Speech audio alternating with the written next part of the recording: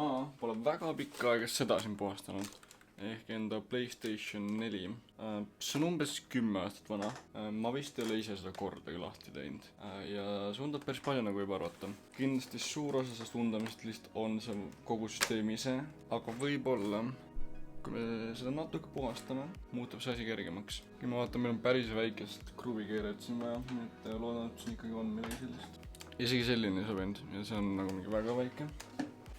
Võib-olla need on veel väiksemad. Oh, no way, ma actually leidsin midagi, mis on piisavalt suur. No way. Just vaatan, me need kruvis ära ei kaotaks nüüd kuhugi.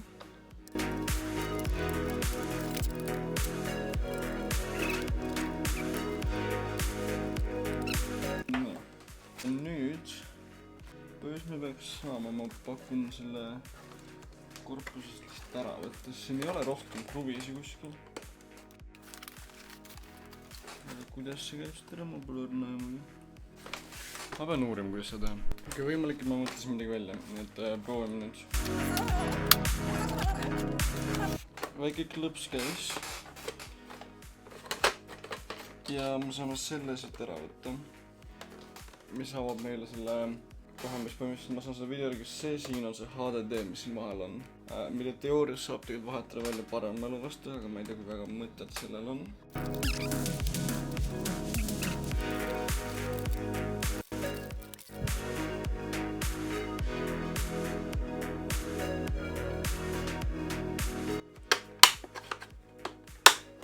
Oh. Ossa vana. Ongi lahti. Nii. Põhimõtteliselt see on see nagu korpuse kaan, eks ole. Korpuse gaas. Selle on puhastame ka ära. On see põhimõtteliselt see power supply. See on see nagu main ventilaator, mis tuleb kindlasti ära puhastada. Siin taga on see Blu-ray disk.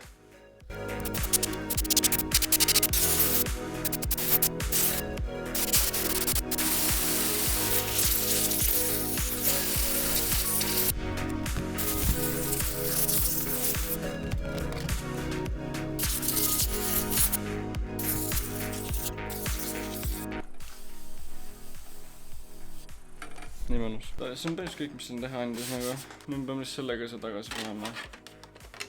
Ja siis paneme need 2 kruvi siia taha, mis siin käivad. Ja siis võib seal natuke lapiga üle tõmmata natuke säravamaks. Ja see kandab peaks on kõik.